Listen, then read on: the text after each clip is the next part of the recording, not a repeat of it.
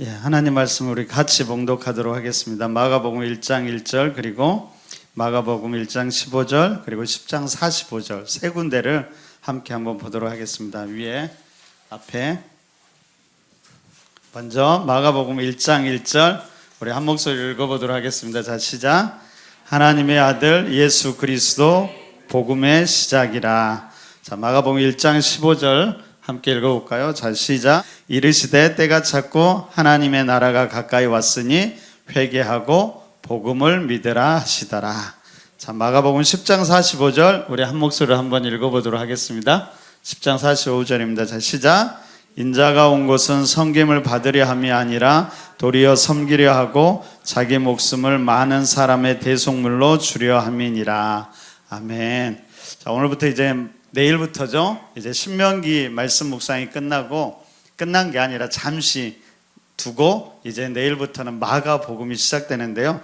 마가복음에서 제일 중요한 세 구절을 찾으라고 한다면 저는 이렇게 찾을 것 같습니다. 마가복음 1장 1절, 마가복음 1장 15절, 그리고 마가복음 10장 45절. 이걸 중심으로 오늘 마가복음에 대해서 전체적으로 여러분들과 한번 살펴보도록 하겠습니다. 혹시 들으시면서 유인물 가져오셨어요? 유인물 가져오셔서 좀 이렇게 쓰시면은 훨씬 더 기억에 잘 될 거라고 생각이 되어집니다. 오늘 마가복음을 공부할 건데요. 자, 마가복음을 조금 풀어서 이야기하면 뭐라고 이야기할 수 있을까요? 여러분들에게 나눠드렸어요. 마가가 기록한 복음 이야기. 자, 그래서 오늘 이 마가복음을 통해서 뭘 살펴보아야 되냐면요. 첫 번째는 마가가 어떤 사람인지를 우리가 알아야 되겠죠. 왜요? 마가가 썼으니까. 마가는 어떤 사람인가? 두 번째, 복음 이야기라고 했는데 이 복음이 무엇인가? 과연 무엇인가 우리가 알아봐야 될 거고요. 마지막으로는 마가가 기록한 이 복음 이야기는 어떤 이야기인가? 그래서 첫 번째는 마가가 누구인가? 두 번째는 이제 복음이 무엇인가? 세 번째는 마가가 기록한 복음 이야기가 전체적으로 무슨 이야기인가를 살펴보려고 합니다. 여러분, 이 마지막에 마가가 기록한 복음 이야기가 중요해요. 그러니까 우리가 성경을 보는 습관은 그러니까 한 구절 한 구절, 그리고 우리가 큐티 말씀 묵상하듯이 이렇게 보는 것도 중요하지만 한 번 정도는 우리가 보통 책을 읽을 때 여러분 그렇게 안 보잖아요. 오늘 한 장 읽고 내일 한 장 읽고 그 다음날 한 장 그렇게 안 읽잖아요. 그냥 날을 새서 그냥 한 번에 다 읽잖아요. 근데 그 작업이 여러분들은 필요합니다. 그래서 마가복음 새벽에는 우리가 매일매일 조그만 단락만큼 이렇게 말씀을 보지만 여러분 그 전에 한 번 정도 1장부터 16장까지 한 번 쭉 읽어보면 좋을 것 같아요. 그래서 마가복음이 무엇을 말하는지 여러분들이 그걸 한번 생각해 보셨으면 좋겠습니다. 자, 첫 번째로는 마가에 대해서 살펴보기 전에 우리가 이 복음이라는 거에 대해서 먼저 좀 살펴봤으면 좋겠어요.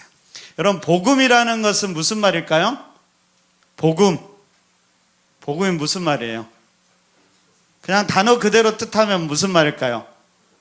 복된 소식. 여러분들에게 복된 소식은 무엇입니까? 여러분들에게 복된 소식. 갑자기 건물을 샀는데 가격이 2배로 뛰었다. 아파트 값이 2배로 뛰었다.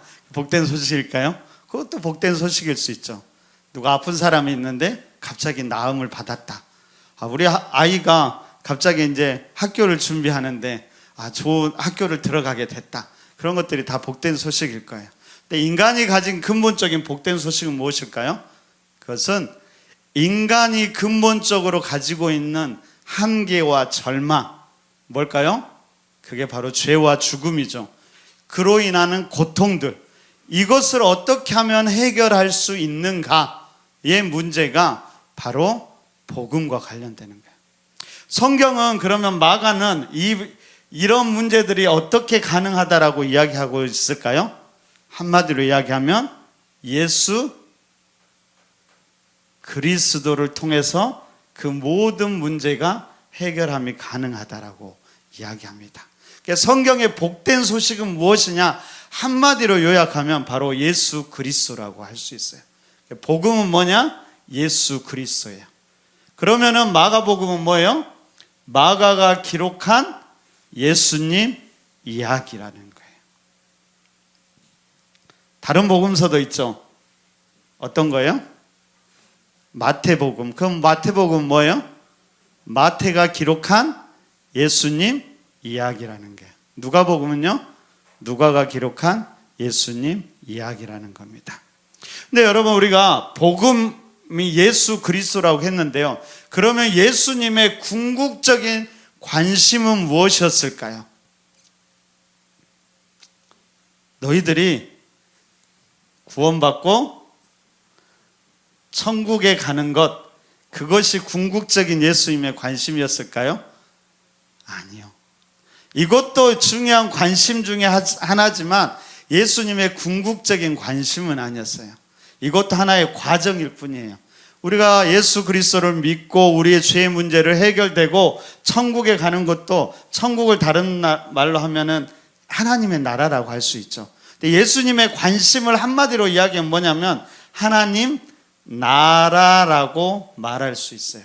항상 예수님을 생각하면 여러분, 하나님 나라를 생각할 수 있어야 된다는. 그러니까 예수 그리스도를 통해서 구원받는다라는 것은 무슨 말이냐면 하나님과의 관계가 다시 회복되는 거예요. 하나님과 관계의 회복을 통해서 우리가 영원한 생명도 얻게 되고 우리의 모든 죄의 문제도 해결되는 겁니다. 중요한 건 구원을 통해서 하나님과의 관계에 회복되는 거예요. 하나님과의 관계에 회복이 된다는 것은 어떤 말일까요? 하나님이 처음 인간을 만드셨을 때 그 목적이 회복되는 거예요.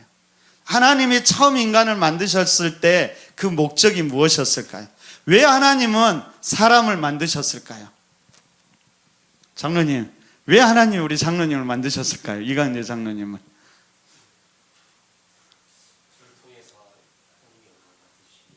네, 어떻게 하면 영광 받을 수 있을까요? 이제 개개인을 향한 하나님의 뜻은 다양하게 있어요. 근데 모든 인류 전체를 향한 하나님의 뜻을 신학자들은 두 가지를 이야기합니다. 하나님이 사람을 만드신 근본적인 목적이 뭐냐? 첫째는 사랑하기 위해서라고 그래요. 하나님이 사람과의 사랑을 나누기 위해서. 두 번째는 뭐냐면 동역자로 삼기 위함이라고 그래요. 동역자. 무엇을 위한 동역자일까요? 하나님이 하나님 나라를 세워가기 위한 동역자로 삼기 위한 거예요. 여러분, 성경을 보면 창세기부터 계시록까지 어떤 이야기냐면 창세기부터 계시록까지는 마지막에 하나님 나라가 어떻게 시작되었고 어떻게 완성되는가를 이야기해줘요. 창세기 시작은 뭐예요? 하나님 나라의 모습을 보여줘요. 근데 이것은 완성된 하나님 나라의 모습이 아니라 여기는 하나님 나라의, 보통 저는 그런 말을 좋아하는데요, 스케치했다라고 해요. 스케치하는 게 하나님 나라를 이렇게 전체적인 큰 윤곽을 보여주는 거예요. 근데 이 하나님 나라가 언제 완성이 될까요? 마지막 때 요한계시록에 가서 완성이 돼요. 그럼 어떻게 이 스케치한 하나님의 나라가 마지막 때 요한계시록에서 완성되냐면 이 하나님 나라를 이렇게 완성해 가기 위해서 중요한 것을 하나님이 이 태초에 하는데 그것이 바로 사람을 만들었다는 거예요. 그래서 하나님은 하나님과 함께 동역하면서 하나님의 나라를 완성해 간다라는 사실을 여러분들이 기억하시면 좋을 것 같아요. 어찌됐든 그 단어만 여러분들 기억하시면 돼요. 복음은 예수 그리스도다. 예수 그리스도의 주된 관심은 어디 있었냐? 하나님 나라에 있었다. 그것을 여러분들이 기억하시면 좋을 것 같습니다. 그러니까 마가복음은 마가가 기록한 예수님 이야기인데 그 이야기의 핵심은 뭐냐면요, 하나님 나라에 있다라고 여러분들이 생각하시면 될 것 같습니다. 자, 그러면 두 번째로 마가에 대해서 우리가 좀 알아보도록 하겠습니다. 자, 마가의 이름, 원래 이름은 뭘까요? 여러분, 사도행전 12장 12절을 보면 마가라 하는 요한이라고 이야기하고 있어요. 자, 마가는 이제 로마식으로 하면 마가를 뭐라고 하냐면요, 마르코라고 해요. 마르코.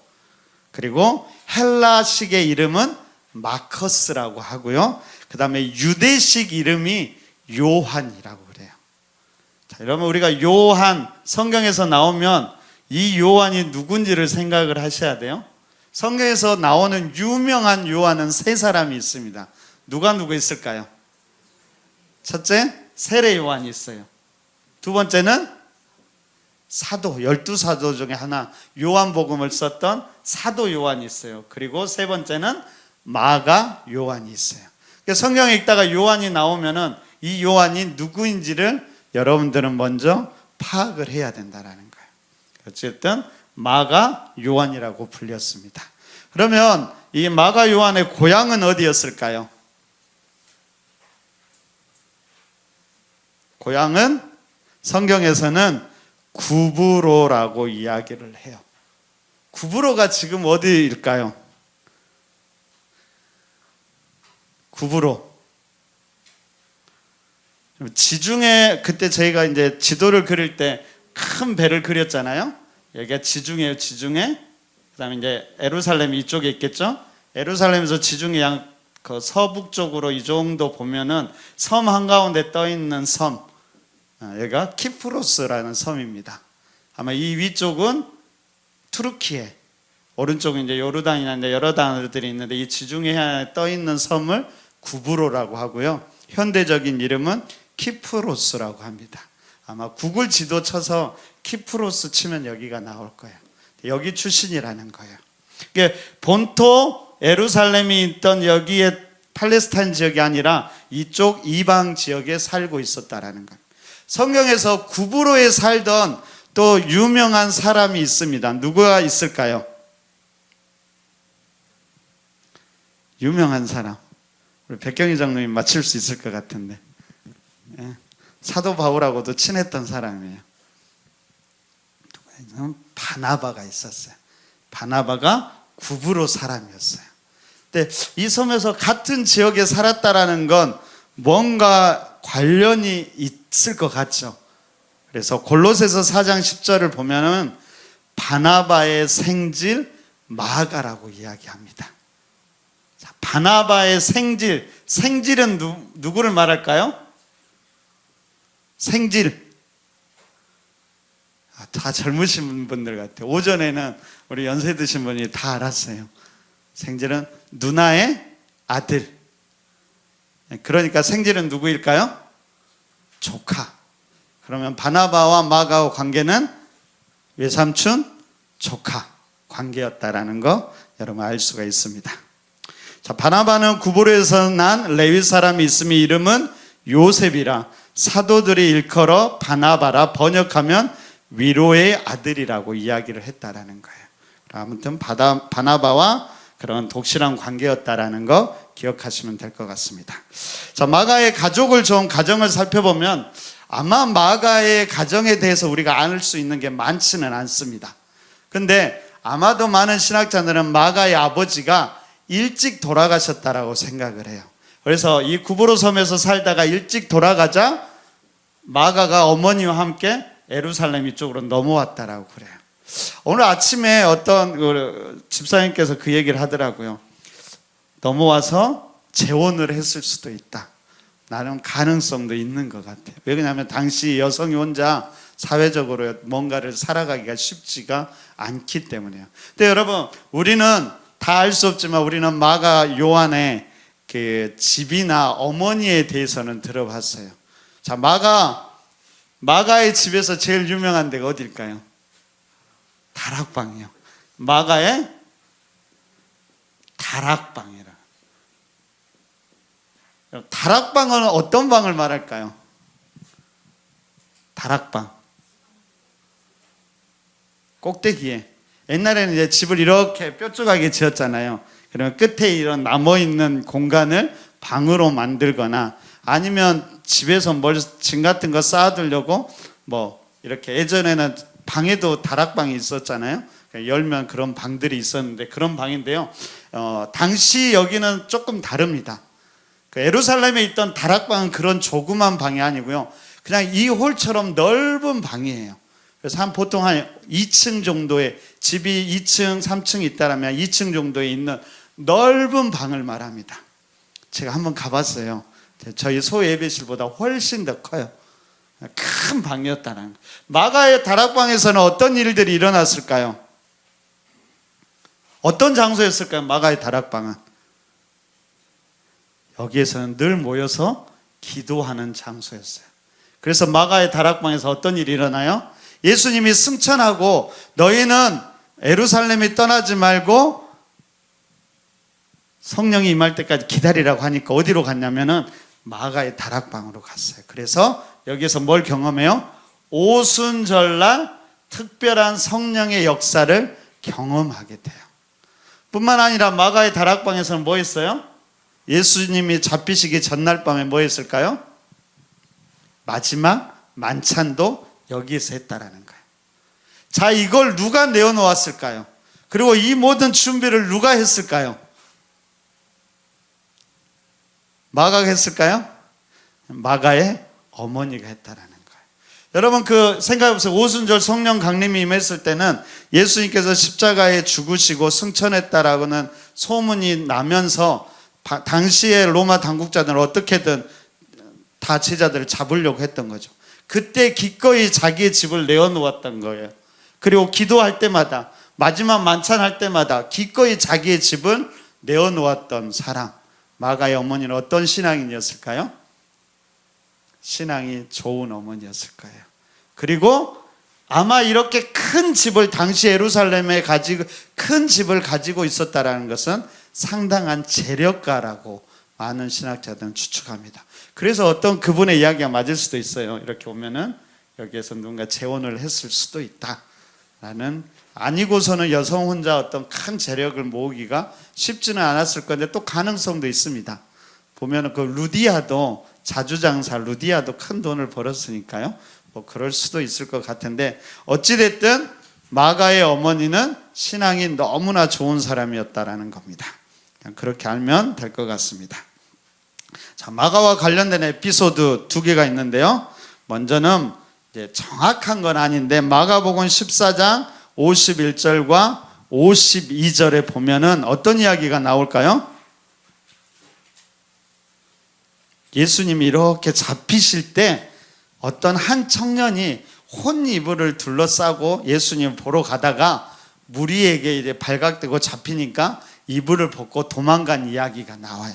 근데 혹 많은 신학자들이 그렇게 보게 돼요. 이것을 이 도망간 청년을 마가라고 보기도 합니다. 이건 조금 이따 다시 한번 이야기할게요. 또 한 가지 에피소드는 이게 정확한 건 아니에요. 이걸 꼭 마가라고 볼 수는 없는데 이제 당시에 많은 글을 쓰는 사람들이나 그림을 그리는 사람들은 어떤 것을 많이 하냐면 그 작품 속에 자기를 넣어놔요. 그러니까 보통은 그 렘브란트가 그렸던 탕자의 귀환이라는 유명한 책도 그 탕자를 렘브란트가 자기의 모습을 그렸다라고 하고요.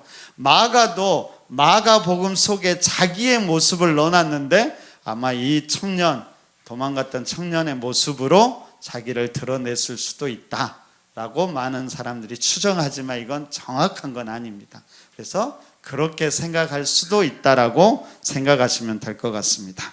자, 또 한 가지 에피소드는 이제 선교와 관련돼요. 사도행전 13장 보면은 이제 집사들도 세우고 그 다음에 이제 선교사들을 파송을 하는데 누구를 파송하냐면요, 사도 바울과 아까 말했던 바나바를 1차 선교사로 파송합니다. 그때 누구를 데리고 가냐면 바로 이 마가를 데리고 가요. 근데 같이 이렇게 선교를 했는데 아마 당시에 마가는 나이가 어렸던 것 같아요. 그리고 복음에 대한 것도 막 그렇게 열정적이지 않았던 것 같아요. 그래도 따라갔는데 너무나 힘든 거예요. 막 산도 넘고 걸어 다니고 날마다 하루에 며칠도 걸어 다니고 때로는 위협도 당하고 그러다 보니까는 마가가 그냥 돌아가 버렸어요. 선교 못 한다고. 이때 기억들이 있어요. 시간이 지나서 사도행전 이제 14장에 보면은 2차 선교를 이제 떠나갑니다. 15장 보면 사도행전 15장 36절부터 보면 이제 2차 선교 여행을 가는데 다시 바울과 바나바가 선교 여행을 가요. 이때 바나바는 누구를 다시 데려가자고 했을까요? 마가를 데려가자라고 해요. 그러자 바울은 뭐라고 했을까요? 안 돼. 왜 안 된다고 그랬어요? 이런 놈을 도대체 선교에 데려갈 수가 없다. 우리 힘만 빠진다. 이거 데려가지 말자. 그럼 마가는 왜 데려가라고 했을까요? 조카니까 좀 잘못해도 내가 책임지고 그럴 수도 있어요. 또 한편으로는 마가는 항상 위로의 사람이었고 격려하는 사람이었어요. 어떻게든 연약한 사람을 세우려는 사람이었어요. 근데 사도 바울은 어떤 사람이었을까요? 추진력이 강한 사람이었어요. 목표를 세우면 그 목표를 반드시 이루어야 돼. 거추장스러운 것은 다 포기해야 돼. 자기의 모든 것도 다 포기할 수 있어요. 그렇게 가야 되는 사람. 그러니까 마가가 걸림돌이 되는 거예요. 하지만 바나바의 성향은 그렇지 않아요. 어떻게든 뭔 일이 중요하냐. 한 사람도 세우지 못하면서 무슨 선교를 한다는 거냐. 이걸 세워야지. 누가 맞을까요? 누가 맞아요? 둘 다 맞긴 하지만 여러분 생각에는 누가 맞아요? 여러분 성향의 차이죠. 성향. 우리가 재직 수련회 때 뭐에 보였어요? 욕구, 욕망이 돼서 보여요. 각자 가지고 있는 그 욕구나 욕망이 다르다라는 거예요. 근데 두 사람 다 사도 바울이나 바나바는 어떤 마음 중심이 있었냐면 예수 그리스도에 대한 그리고 생명에 대한 그 마음, 그리고 복음에 대한 열정이 있었어요. 생명에 대한 열정이 있었어요. 그랬더니 비록 싸웠지만 어떻게 됐을까요? 이 일이 복음 전파에 큰 유익이 돼요. 그래서 사도 바울은 누구와 함께? 대신 바나바하고 싸워서 다퉈서 안 가고 실라, 또 조금 더 가면 디모데와 함께 복음 전도를 가고요. 그리고 바나바와 마가는 또 다른 곳으로 갑니다. 그런데 이제 성경을 보면 나중에 화해했을까요? 안 했을까요? 다 화해했어요. 그래서 나중에 사도 바울이 로마 감옥에 갇혔을 때 디모데에게 편지하면서 네가 올 때 꼭 마가를 데리고 오라고 이야기해요. 그가 나의 사역에, 하나님 나라 사역에 유익하다라고 이야기를 했다라는 거예요. 어찌됐든 결국에는 하나됨이 필요하다라는 거예요. 때로는 하나님 나라 선교를 위해서 우리가 갈라짐이나 흩어짐도 필요해요. 그런데 다시 하나됨이 필요해요. 꼭 이렇게 이야기하면 꼭 자기 욕심대로 싸워놓고 이게 복음의 유익이 될까 이야기하면 돼요? 안 돼요? 자기 욕심이 아니라 말씀에 대한, 복음에 대한, 생명에 대한 그 사랑과 열정이 있었을 때는 때로는 다툴 수도 있다라는 거예요. 그렇지만 하나됨이 필요하다라는 거예요. 제가 전도사님들한테 이야기를 해요. 전도사님들은 부서를 책임질 수 있어야 된다. 그래서 부서를 위하는 일을 항상 우선해서 이야기할 수 있어야 된다. 저는 어떻게 할까요? 저는 교회 전체를 생각해요. 그래서 전도사님들에게 전체를 생각해서 이렇게 합시다 라고 얘기하면 전도사님들은 어떻게 얘기해야 돼요? 담임 목사님 얘기하니까 무조건 순종해야지. 그러면 안 된다는 거예요. 우리 부서에게 유익이 되는 게 뭔가를 이야기를 해야 돼요. 그리고 치열하게 논쟁도 하고 치열하게 싸움도 해야 돼요. 그러면서 해결책을 찾아가는 거죠. 괜히 이렇게 얘기했다가 앞으로 이제 힘들어질지 몰라요.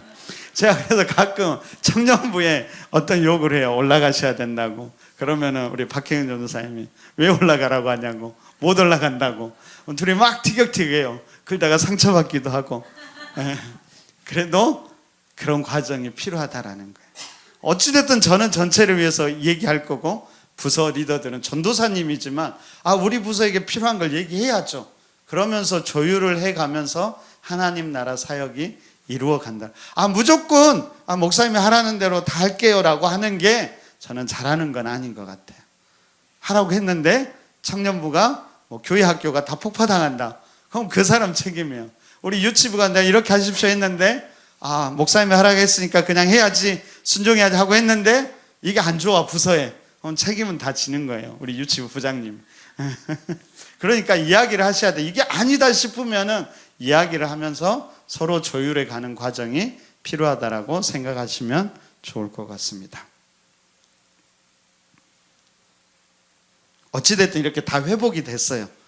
그래서 아까 마가복음 14장 51장 52절 그냥 도망간 사람을 만약에 진짜로 그 사람이 마가였다면, 그리고 자기가 자기 이야기를 썼다면 아마도 그 모습 속에서 자기가 그 생각을 했을 것 같아요.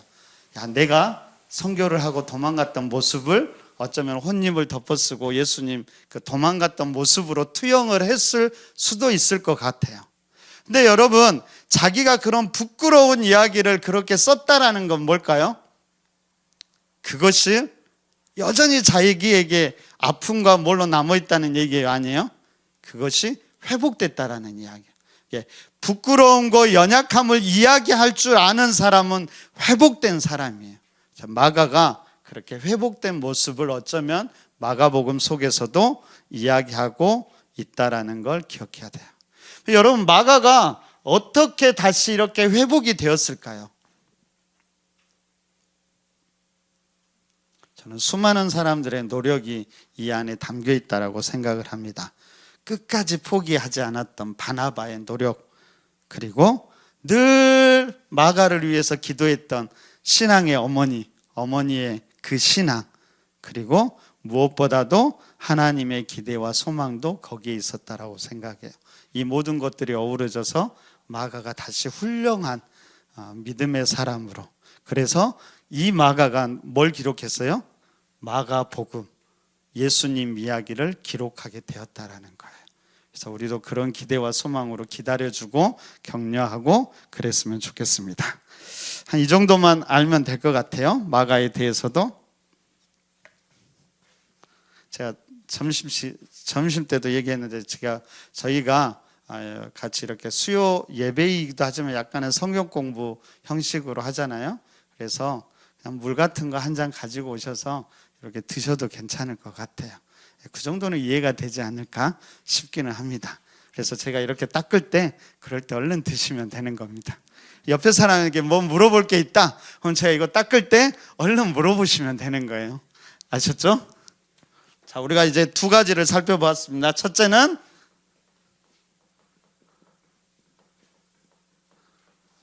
복음이 무엇인가 우리가 얘기를 했어요. 복음은 한마디로 말하면 예수 그리스도이고, 예수 그리스도가 가장 관심이 있었던 것은 하나님의 나라라고 했습니다.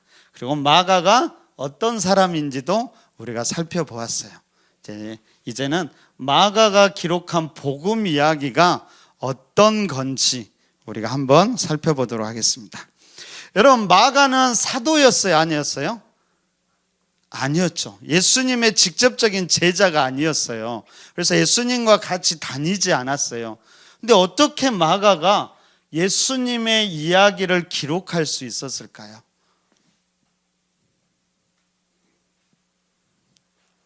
많은 신학자들은 바나바가 죽고 나서 마가가 베드로의 수행원이 되었다라고 이야기해요.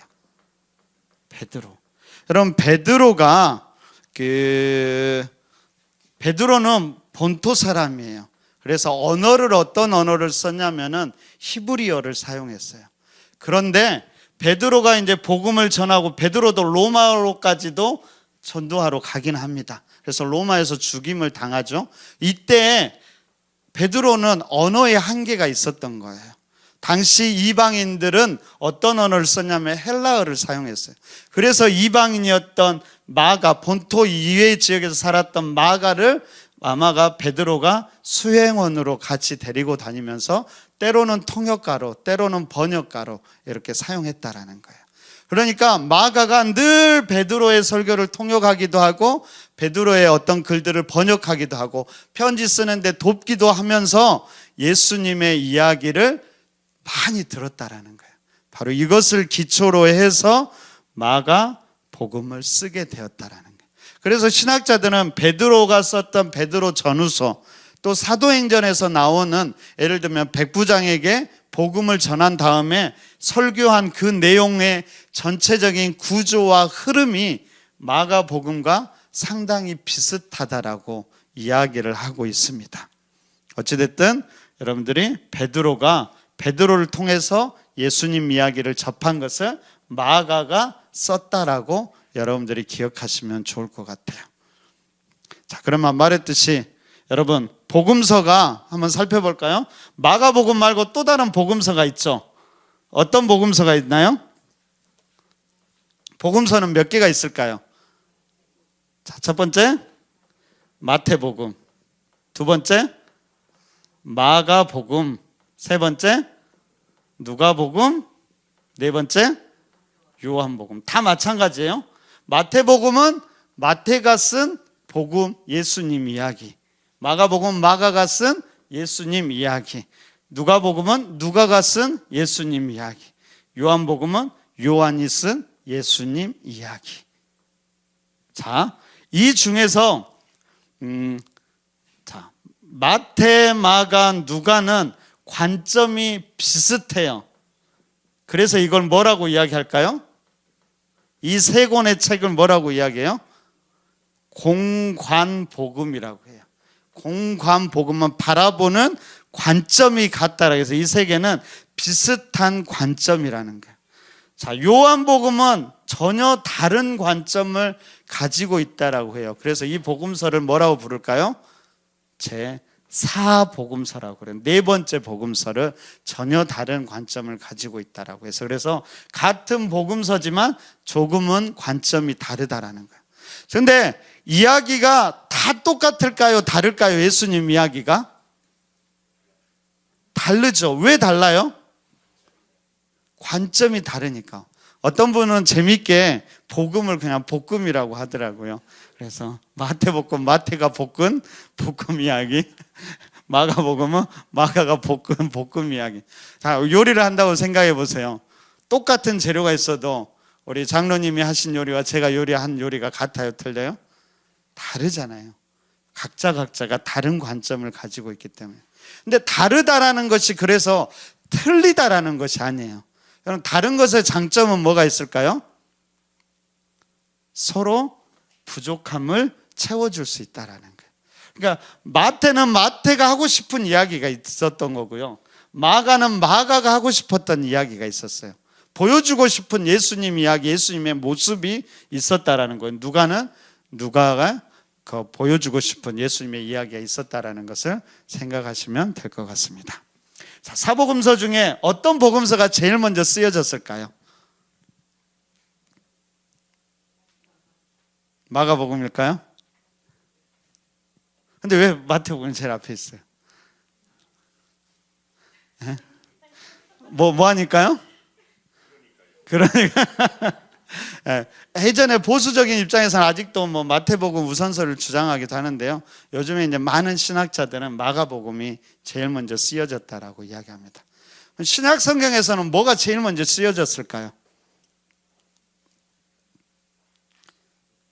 사도행전 땡. 무슨 책이? 데살로니가 전서가 제일 먼저 쓰여져 있습니다. 그러니까 우리 성경책은 시대 순으로 있지 않아요. 구약에 이제 앞에는 그냥 놔두더라도 이제 선지서가 많잖아요. 그 순서는 어떤 순서로 되어 있을까요? 그냥 잠깐 여담으로 이사야, 에레미야, 그다음에 뭐죠? 다니엘, 에스겔, 다니엘인가요? 이사야, 에레미야 그렇게 돼 있잖아요. 그 순서가 뭘까요? 왜 그렇게 돼 있을까요? 모르겠죠. 분량에 따라서 있대요. 다른 이유 없어요. 양이 많은 게 앞에 있는 거예요.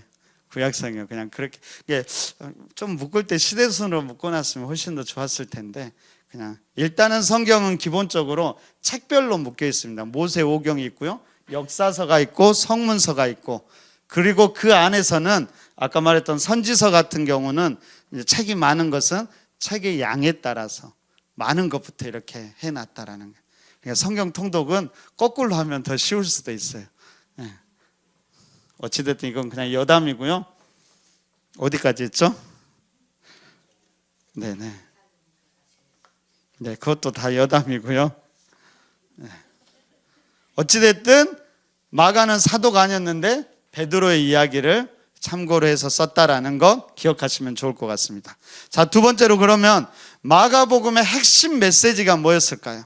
그건 아까 우리가 이야기했던 세 가지요. 자, 1장 1절 뭐였어요? 하나님의 아들 예수 그리스도 복음의 시작이라. 조금 이따 이야기할 건데요. 마가복음은 급해요. 그래서 마가복음은 이제 성격이 전개가 빠르게 진행됩니다. 그래서 복음서 중에서도 가장 짧아요. 16장밖에 없잖아요. 그리고 마가복음은 앞에 잡다한 이야기들이 없어요. 사생애라든가 예수님이 어떻게 태어났는가 그게 중요한 게 아니에요. 그냥 다 생략을 해요. 정말 중요한 이야기 위주로 하려고 마가는 급히 달려가요. 그래서 약간은 복음서 중에서는 남성적인 복음서라고 이야기합니다. 그리고 한국인들에게 제일 어울리는 복음서라고 그래요. 왜요? 급해요. 그래서 곧, 즉시 막 그런 이야기들이 단어들이 많아요. 그래서 빨리빨리 진행돼서 더 흥미진진하게 읽을 수 있어요. 한국인들이 급해서 마가복음을 좋아한다고 그래요. 우리나라 국가 번호가 몇 번이에요? 82번. 왜 82번이에요? 거의 더 빨리 해야 되니까. 얼마나 빨리 급하면 빨리요, 빨리. 국가 번호 자체가 그냥 그렇다라는 겁니다. 어찌됐든 하나님의 아들 예수 그리스도의 복음의 시작이라고 해서 마가는 자기가 이야기하고 싶은 걸 제일 앞에 놔뒀다는 거예요. 마가복음을 통해서 마가가 이야기하고 싶은 게 뭐냐? 하나님의 아들 예수 그리스도의 복음이라는 거예요. 말하고 싶었던 게 뭐냐? 예수가 누구냐? 예수의 이야기인데 이가 하나님의 아들이다. 그리고 이가 하나님의 아들을 다른 말로 하면 메시아라고 합니다. 이 예수가 누구냐? 그리스도다. 그리고 이 예수가 누구냐? 복된 소식, 복음의 핵심이다라고 이야기하고 있는 거예요. 마가는 마가복음을 통해서 이걸 이야기하고 싶은 거예요. 예수가 너네 유대인들 그리고 모든 당시 팔레스타인 사람들이 기다렸던 수천 년 동안 기다렸던 하나님의 아들, 이 땅을 회복시킬 하나님의 아들 메시아가 누구냐? 예수라는 거예요. 그리고 그가 누구냐? 그리스도라는 거예요. 여러분, 그리스도라는 것은 뜻이 무엇인지 제가 설교 때 한번 이야기했어요. 그리스도라는 말은 무슨 말이에요? 번역하면 기름 부음을 받은 자라는 거예요. 구약에서 기름 부음을 받은 자가 세 사람이 있다고 그랬죠. 누구예요? 첫째, 왕. 두 번째, 제사장. 세 번째, 선지자. 이게 예수가 그리스도인데 예수가 왕으로 이 땅에 오셨고 예수가 제사장으로 오셨고 예수가 선지자로 오셨다는 거예요. 그래서 뭘 한다는 거예요? 이 사람들은 다 뭐 하는 사람들이에요? 왕으로 오신 예수께서 이 땅의 권세를 잡고 스스로가 왕이라고 말하는 모든 사단의 권세를 깨트리는 분으로 오셨고요. 제사장은 뭐예요? 죄를 없애주는 사람이에요. 우리의 모든 죄를 완벽하게 없애줄 분으로 오셨고, 선지자는 하나님과 어떻게 관계가 회복하고 그 관계를 유지할 것인가를 이야기해 주는데 바로 예수가 우리에게 그렇게 보여준다라는 거예요. 그리고 이것이 복된 소식이라고 이야기하고 있다라는 겁니다. 예수가 이런 사람이라는 거예요. 그런데 이 예수가 제일 관심을 갖는 것이 뭐냐? 하나님 나라예요. 나라. 그래서 1장 15절에 이렇게 이야기하죠. 이르시되 때가 찼고 하나님 나라가 가까이 왔으니 회개하고 복음을 믿어라. 어떻게 우리가 하나님 나라를 소유할 수 있어요? 회개하고 복음을 믿는 거예요. 모든 그리스도인들이 관심을 가져야 할 게 뭐냐? 하나님의 나라예요. 나라. 그래서 우리는 하나님의 나라를 살아가기를 힘써야 되고요. 두 번째는 하나님의 나라를 온 땅에 전파하기 위해서 힘써야 돼요. 자, 믿음의 사람들이 모인 것은 어떤 거냐면 하나님의 백성들, 예수 그리스도를 믿는 사람들이 이루어야 되는 것이 하나님의 나라라는 거예요. 그러니까 교회의 원초적인 의미도 뭐예요? 하나님의 나라라는 거예요. 하나님의 나라는 어떤 나라일까요? 가장 핵심이 되는 게 두 가지가 있어요. 첫째는 하나님의 나라에서는 누가 왕이에요? 하나님의 나라니까 누가 왕이에요? 하나님이 왕이 되는 나라예요. 자, 우리 교회 공동체, 모든 공동체는 하나님의 나라를 이루면서 그 모습을 세상에 보여줘야 돼요. 그러니까 세상 사람들이 하나님의 나라를 보고 싶으면 어디를 봐야 돼요? 교회를 봐야 돼요. 공동체를 봐야 돼요. 그러기 위해서는 거기에 왕이 하나님이 돼야 되는 거예요. 교회의 주인이 누구예요? 하나님. 담임 목사예요, 아니에요? 담임 목사님과 함께 뜻을 받들어 절대 그러면 안 돼요. 누구 뜻? 하나님의 뜻. 그리고 우리 각자가 하나님 앞에 무엇을 어떻게 응답해야 될 것인가가 모아져야 되는 거예요. 이것이 하나님 나라예요. 두 번째는 그 하나님 나라는 반드시 있어야 될 거 있는데 로마서 14장 17절에서 그렇게 이야기해요. 하나님 나라는 먹고 마시는 것이 아니라 의와 평강과 희락이다. 공동체 안에 의로움이 있어야 돼요. 그리고 평화가 있어야 돼요. 그리고 함께 기뻐함이 있어야 돼요. 이것이 있을 때 하나님 나라라고 말할 수 있어요. 제가 길가의 교회를 향해서 꿈꾸는 것도 이거예요. 길가의 교회 모든 공동체가 풍성한 하나님의 나라가 되어서 함께 하나님 나라의 풍성함을 맛보아야 되는 거예요. 우리의 구역도 사역팀도 근본적인 목적이 뭐냐면 공동체를 이루어서 함께 하나님의 나라의 풍성함을 맛보아야 돼요. 이것만으로는 안 되죠. 그러면서 이것이 어떻게 해야 돼요? 세상을 향해서 하나님의 나라를 확장해 가는 거예요. 이것이 선교고 복음이고 사역인 겁니다.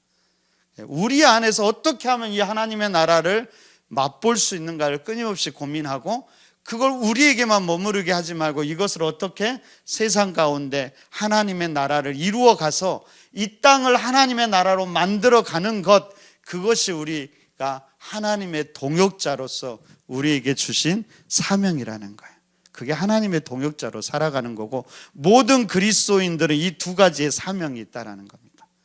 그러니까 혼자 그 어느 정도는 되겠죠. 근데 혼자는 아니에요. 하나님의 나라는 처음에 만들 때 모든 관계가 중요하게 이루어졌어요.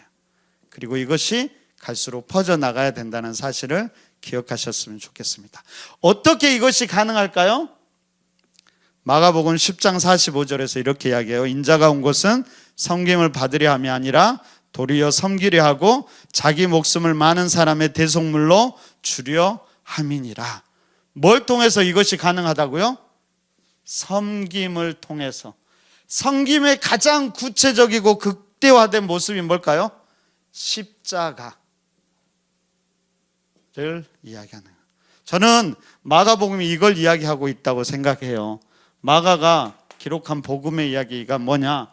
예수 그리스도의 이야기인데 그 예수님이 무엇에 관심이 있느냐? 하나님 나라에 관심이 있다라는 거예요. 어떻게 이 하나님의 나라를 이루어지는지 우리에게 보여줬는데 섬김을 통해서, 바로 십자가를 통해서 하나님의 나라를 이루어진다는 것을 우리에게 보여주면서 마가는 우리에게 질문을 던지는 줄. 너희는 예수 그리스도를 믿는 자로서 어떻게 살아갈래? 라고 우리에게 질문을 던지고 있다라고 생각이 되어집니다. 이게 마가복음의 핵심이라고 저는 생각해요.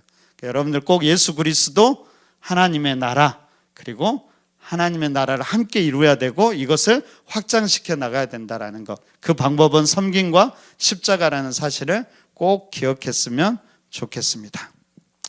자, 그러면은 마가복음의 당시 1차적인 독자는 누구를 염두에 두었을까요? 마가복음은 어떤 언어로 기록되어 있어요? 헬라어. 그러면은 누구를 대상으로 했을까요? 적어도 헬라어를 주 언어로 사용하는 사람들을 대상으로 했겠죠. 그래서 본토 히브리 그 유대 지역이 아니라 유대 이외의 지역, 팔레스타인 이외의 지역의 사람들을 대상으로 했는데 그 중에서도 특히 로마 사람들을 대상으로 했다라고 생각합니다. 그리고 이 마가복음도 로마에서 쓰여졌다라고 이야기를 합니다. 그렇게 이야기하시면 될 것 같고요. 그러면 언제 쓰여졌을까요? 마가복음을 보면 아마도 이 기독교가 본격적으로 전파되기 시작했을 시점이라고 많은 이들은 생각을 합니다. 원래 이 처음에 기독교는 로마 사람들도 그렇고요, 유대교도 그렇고요, 독립된 종교라고 생각하지 않았어요. 그냥 유대교의 한 분파나 이단처럼 여겨졌어요. 근데 시간이 지나니까 갈수록 이 기독교와 유대교가 다른 거예요. 그리고 기독교가 어떤 다른 걸 막 만들어 가고 있는 거예요. 그러면서 이 시기에 기독교의 본질에 대해서 알려주기 위해서 썼다라고 이야기하기도 합니다. 근데 이때가 언제냐면 약 AD 55년에서 70년 사이라고 이야기를 합니다.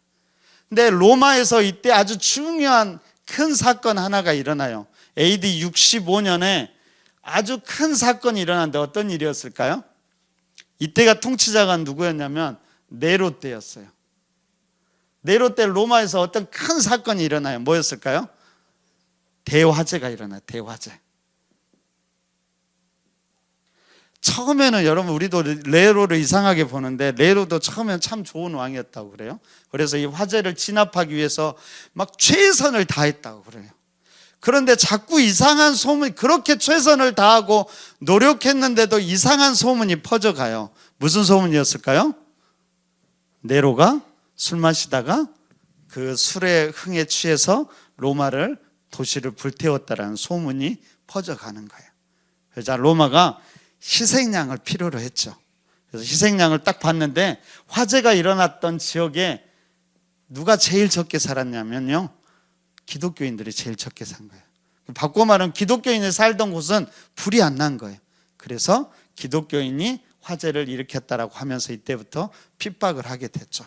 그리고 그러면서 사도 바울도 이때 죽게 되고요, 사도 베드로도 죽게 됩니다.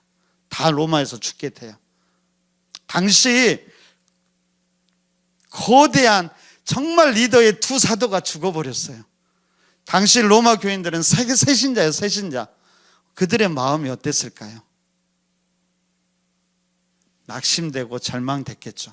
그런 상황 속에서 마가는 그들을 격려하기 원했어요. 다시 믿음을 북돋아 주기를 원했는데 마가가 사용했던 방법이 뭐예요? 인간적인 어떤 격려가 아니었다는 거예요. 이들에게 그동안 베드로에게 들었던 예수 그리스도의 이야기를 들려줌으로 다시 이들에게 소망을 주는 거였어요. 그래서 예수 그리스도도 그런 고난의 길을 가셨다라고 보여주는 거예요. 마가복음은요, 아까 급하다고 했잖아요. 핵심이 뭐냐면은 십자가 사건이에요. 십자가에 집중하면서 당시 로마에 살던 모든 그리스도인들에게 그렇게 이야기하는 거예요. 예수님도 이런 고난의 길을 걸어가셨다. 너희들도 그 고난을 인내하라고 이야기하죠. 그리고 또 한 가지는 이 십자가가 끝이 아니다.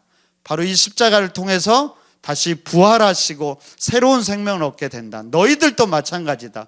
예수 그리스도의 십자가를 짐을 통해서 그걸로 끝나는 것이 아니라, 그 고난으로 끝나는 것이 아니라 다시 부활의 소망이 너희들에게 넘쳐나야 된다라고 이야기하면서 다시 소망을 주기 원했다라는 겁니다. 그래서 그렇게 보시면 될 것 같습니다. 그래서 이제 이런 특징들이 있다라는 거 여러분들이 아시면 될 것 같습니다. 특징들은 여러 가지, 문체들은 여러 가지 이야기했고요. 다섯 번째는 이제 목적과 의도는 뭐였을까요? 여러분 한번 적어보세요. 첫 번째는 마가복음에서 참 중요한 몇 가지 단어들이 있는데요. 첫째는 신비와 비밀이에요. 마가복음은 계속 신비와 비밀을 강조해요. 그래서 막 귀신도 쫓아냈고 귀신들이 하나님의 아들이라고 이야기 못하게 합니다. 제자들에게도 영광을 드러내면서 그 이야기를 침묵하라고 그래요. 아마도 하나님의 때가 되지 않았는데 그런 것들이 왜곡되지 않기를 바라는 마음이었다라고 신학자들은 그래 추정하는데, 어찌됐든 많은 신비와 비밀을 감추고 있다라는 걸 보여주고요. 두 번째는 십자가를 보여준다라는 거예요. 마가복음의 초점은 십자가예요. 그래서 마가복음을 분량으로 보면은 십자가 사건이 대단히 많아요. 앞에 필요 없는 것들은 다 생략해요. 그리고 십자가로 빨리 가서 십자가 이야기를 집중하고 있다라는 거예요. 그래서 어떤 신학자는 마가복음을 계속 읽고 반복해서 읽으면 뭐만 남는다고 얘기했을까요? 십자가만 남는다고 이야기를 했다고 합니다. 세 번째는 마가복음이 강조하는 것은 하나님의 아들이라는 거예요. 바로 예수가 하나님의 아들이라는 걸 강조합니다. 그리고 네 번째는 제일 강조한 건 뭐냐? 제자도예요. 제자도. 너희들도 그 복음을 따라 예수 그리스도를 쫓아 작은 예수로 살아가라는 제자도를 강조하고 있습니다. 그 정도 단어들만 기억하시면 될 것 같아요. 신비와 비밀, 십자가, 하나님의 아들, 제자도. 특별히 하나님의 아들은 그 예수 그리스도의 모습 중에서도 종의 모습을 마가는 많이 강조하고 있어요. 그래서 섬김이라든가 종이라든가 이런 것들을 많이 강조하고 있다는 걸 기억하시면 좋을 것 같습니다. 마가복음을 전체적으로 한눈으로 살펴봐요. 자, 뒤로 넘기시면 마가복음 이미 넘어갔죠? 자, 마가복음 한눈에 보기 구조 보고 1번 뭐라고 돼 있어요? 3부로 구성된 로드무비처럼 돼 있어요. 원래 예수님의 공생애가 몇 년이었을까요? 3년이라고 보통 이야기해요. 3년. 이 기준이 뭘까요? 예수님이 예루살렘을 몇 번 올라갔느냐? 보통 6월절마다 1년에 이렇게 한 번씩 올라가니까 그걸 기준으로 하는데 많은 신학자는 3번에서 4번 정도로 올라갔다고 봅니다. 그래서 마태복음 같은 경우는 예루살렘 올라갔다 내려갔다 올라갔다 내려갔다 많이 해요. 근데 마가복음은 그렇지 않아요. 한 방향을 보여줘요. 자, 우리 그 박스로 돼 있는 거 보시면 그렇죠. 처음에는 예수님께서 어디에 있었던 거예요? 갈릴리에서 행한 일들을 보여줘요. 그리고 제일 마지막 어디에서요? 예루살렘에서. 그래서 마가복음은 한 방향을 가지고 있어요. 그 다음에 중간은 뭘까요? 갈릴리에서 예루살렘으로 가는 길에서 있었던 일을 보여줘요. 예루살렘 가는 길이에요. 그래서 마가복음은 구조가 너무 쉬워요. 그래서 1장 1절부터 8장 26절까지는 갈릴리에서 행하던 일, 그리고 8장 27절부터 10장 52절까지는 갈릴리에서 예루살렘으로 쭉 올라가면서 가는 길. 근데 이스라엘은 이거 올라간다라고 표현을 왜 올라간다고 했을까요? 예루살렘이 해발이 더 높아요. 그래서 이걸 올라간다라고 표현을 해요. 가는 도중, 그리고 마지막 11장 1절부터 마지막까지는 예루살렘에서 있었던 일. 근데 제가 거기다 하트 표시를 해놨는데요. 재밌는 게 뭐냐면 이 전환될 때마다 마가는 어떤 이야기를 했냐면 맹인을 고치는 이야기를 마지막에 넣었어요. 그러니까 8장 22절부터 26 갈릴리 사역을 마치면서 맹인을 치료한 이야기를 놓고 있어요. 그리고 10장 마지막에서 뭐예요? 여리고 맹인을 치료하고 있어요. 그리고 그러면 마지막에는 어떤 걸 넣고 싶었던 걸까요? 영적인 소경, 영적인 맹인들 같은 제자들에게 마지막 선교를 당부한 거예요. 그렇게 이렇게 맹인들을 기억하면 조금 더 우리가 쉽게 볼 수도 있습니다. 자, 갈릴리에서는 어떤 이야기를 하냐? 예수 그리스도가 이제 복음이 등장하는 거예요. 그리고 예수님이 하나님의 나라의 사역을 시작하는 거예요. 사역은 어떻게 시작하냐면 하나님의 나라를 선포하고요. 그리고 제자들을 이렇게 불러 모으죠. 그런데 당시 지도자들, 이 땅의 유대인들이 그 예수를 배척한다는 이야기가 갈릴리에서 있었던 일이에요. 두 번째는 갈릴리에서 전환점이 되는 게 맹인이지만 또 한 가지 사건이 있어요. 여기서 전환점이 된 게 그게 뭐였을까요? 베드로의 신앙 고백이었어요. 베드로의 신앙 고백을 듣자 너네들이 이제 훈련이 됐구나. 이제 나의 비밀을 알아도 되겠다라고 하면서 순환에 대해서도 이야기하고요. 고난에 대해서도 이야기하고 이들을 제자로 훈련시키는 거예요. 그래서 예루살렘으로 데리고 가면서 내가 왜 예루살렘으로 가는지를 설명해 주고 너희들이 어떻게 훈련받고 어떤 사람이 되어야 되는지, 한마디로 제자의 훈련하는 시간이었어요. 그래서 데리고 가면서 제자로 훈련시키는 이야기들이 이 사이에 들어있어요. 그리고 마지막에 예루살렘에 가서는 거기에서 입성해서 여러 가지 갈등과 치유와 회복, 여러 가지 사역, 핵심은 뭐예요? 십자가를 지신 사건에 대해서 이야기하고 있다라는 겁니다. 그래서 갈릴리에서 복음이 등장해서 치유와 회복의 역사를 일으키고 제자를 삼아서 제자들을 훈련시키고 마지막 십자가에서 예수 그리스도께서 죽는 이야기. 그다음에 그 아래 볼까요? 마가복음의 핵심은 하나님 나라입니다. 이 나라는 하나님으로부터 시작되었고 예수 그리스도의 성육신, 고난과 십자가, 부활을 통해서 선취된 거예요. 하나님의 나라는 창세기부터 꿈꿨는데 이 나라가 어떻게 이루어졌냐면 예수 그리스도께서 이 땅에 성육신함으로 선취됐어요. 선취됐다는 건 뭐예요? 이루어졌다라는 거예요. 그런데 완성이 됐어요, 안 됐어요? 완성이 됐어요, 안 됐어요? 이 땅이 하나님의 나라가 아니에요? 아직은 아니에요. 그러니까 우리가 알 수 없는 아픔도 당하고요, 고난도 당하고, 그리고 육체의 질병도 겪는 거예요. 왜? 하나님의 나라가 아직 아니에요. 그렇지만 이 하나님의 나라가 어떻게 완성이 돼요? 성령으로 충만한 제자들을 통해서 완성이 되는 거예요. 예수 그리스도가 이 땅에 오셔서 십자가를 지심으로 하나님의 나라가 선취됐어요.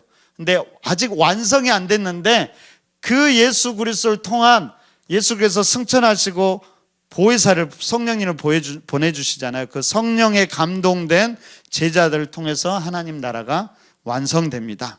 자, 이 하나님의 나라는 유대교뿐만 아니라 모든 세계로 열려진 나라입니다. 즉 육적 혈통이 중요한 것이 아니라 믿음의 고백을 통해 하나님 나라 백성이 됩니다.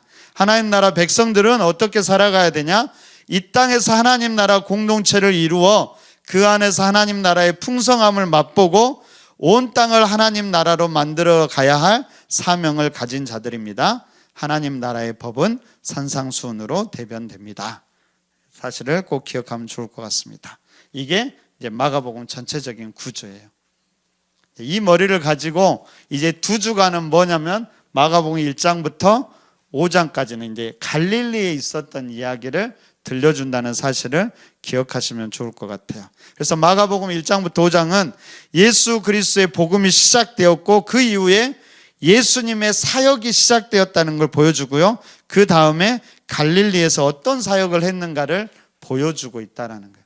여러분들 1장 5장 볼 때는 이 배경이 갈릴리라는 사실을 기억하고 지금 예수님께서 갈릴리에서 사역을 하고 계시구나 생각하면서 성경을 보시면 좋을 것 같습니다. 방향은 뭐예요? 방향은 마지막 십자가를 향하고 있다는 거예요. 여기를 향해서 막 달려가고 있다는 것을 기억하시면서 마가복음을 보시면 좋을 것 같습니다. 네, 질문은 안 받겠습니다. 개인적으로 찾아오시면 질문을 받도록 하겠습니다. 자, 오늘까지만 제가 이렇게 길게 하고요. 이제 구역장 권찰 공부를 시작하면 무조건 1시간 안에 다 끝내야 돼요. 그래서 여러분들 그 이후에는 제가 더 짧게 이렇게 하도록 하겠습니다. 우리 함께 제가 기도하고요, 또 찬양하고 우리 교회를 위해서 짧게 함께 기도했으면 좋겠습니다.